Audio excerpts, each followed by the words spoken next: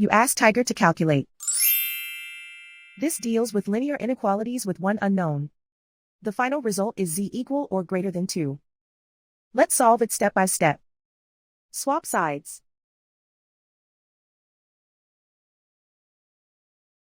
Group all constants on the right side of the inequality.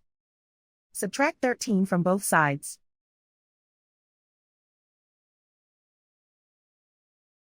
Group like terms.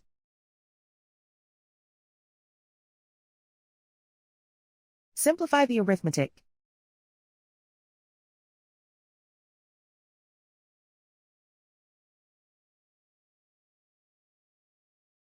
Isolate the z. Divide both sides by 19.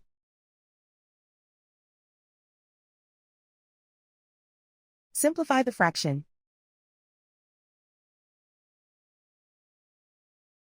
Find the greatest common factor of the numerator and denominator.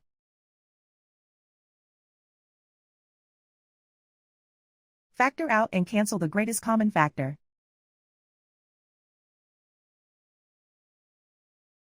Plot the solution on a coordinate grid.